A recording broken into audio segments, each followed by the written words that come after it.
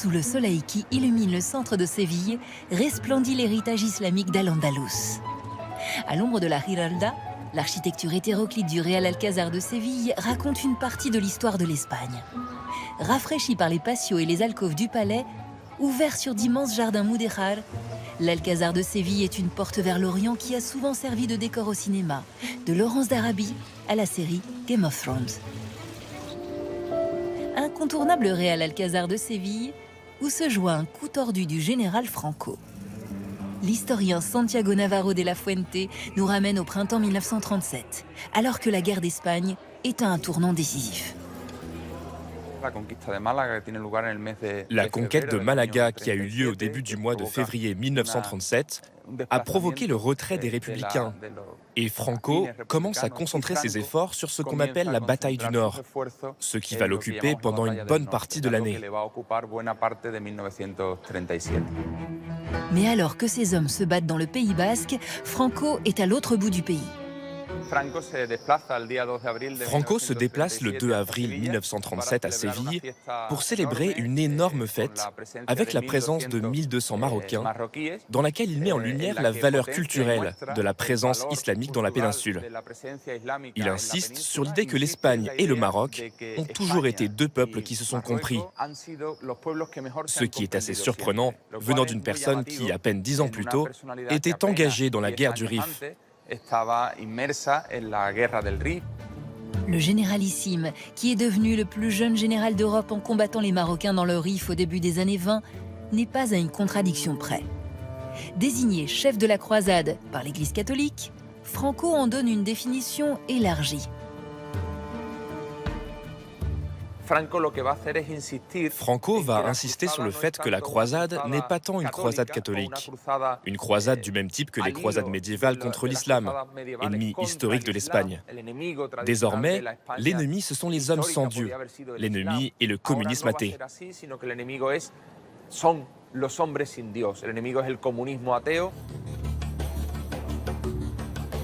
Un discours qui ne doit rien au hasard.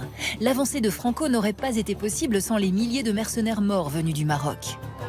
Le caudillo, par la grâce de Dieu, décore dans le salon des ambassadeurs le grand vizir Sidi Ahmed Ganmia à son retour d'une croisière étonnante.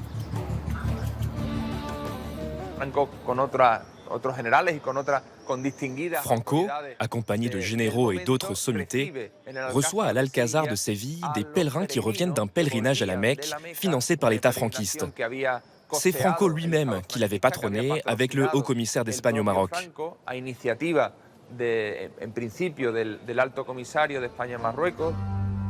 L'idée est simple, offrir le Hadj, le pèlerinage vers la Mecque, à des centaines de notables marocains.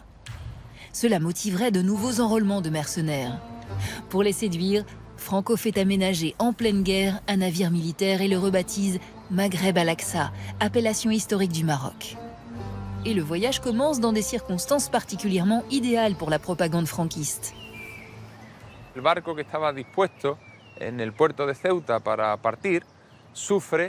bateau qui était prêt à partir dans le port de Ceuta est bombardé juste avant la traversée. Et ce bombardement est le fait des républicains. Ce qui est une occasion magnifique pour les autorités franquistes de montrer à la population marocaine et à tout le monde arabe la virulence avec laquelle l'ennemi, l'adversaire sans Dieu, attaque non seulement ce qui est chrétien, mais aussi tout ce qui est religieux.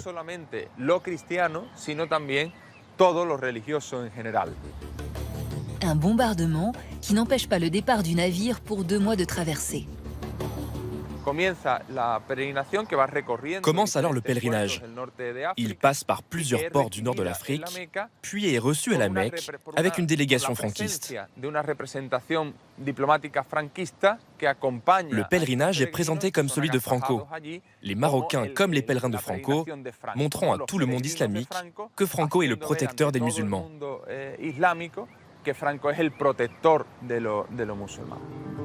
La propagande idéologique de Franco semble fonctionner.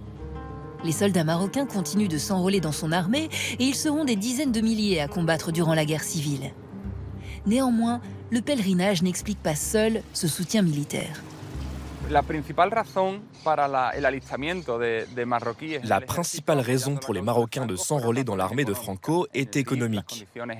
Dans le Rif, les conditions de vie sont précaires et les militaires promettent aux familles de ceux qui s'enrôlent l'équivalent de 2 soldes, ainsi que des vivres.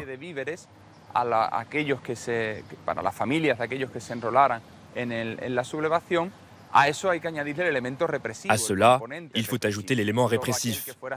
Tous ceux qui sont suspects de ne pas aider militairement la cause des franquistes risquent une répression physique, voire la condamnation à mort.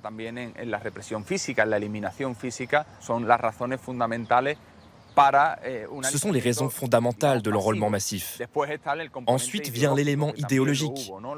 Avec Franco, on va lutter contre les impies et soutenir Franco ou le soulèvement, c'est aider un combat religieux, une sorte de guerre sainte. Dans ce cas, pas contre, mais avec les chrétiens, contre une civilisation sans Dieu. En 1938 et 1939, le pèlerinage emmène plus de 1000 Marocains vers la Mecque. Mais en 1940, alors que la guerre civile est gagnée, le Hadj de Franco n'a pas lieu. Au départ, le pèlerinage est suspendu pour des motifs de sécurité. Pourtant, il y a d'autres puissances, comme la France et la Grande-Bretagne, qui organisent leur propre pèlerinage. C'est la preuve de la manipulation propagandiste de Franco. Il a organisé ce pèlerinage quand il en avait besoin, pendant les années de guerre. Mais une fois celle-ci terminée, ce sujet n'était plus aussi prioritaire qu'il ne l'avait prétendu pendant le conflit.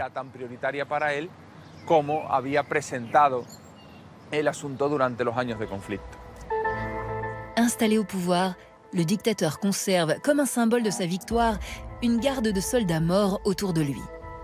Elle le quitte en 1956, à l'indépendance du Maroc, quand la fameuse symbiose vantée par Franco se fracasse sur la vague de la décolonisation.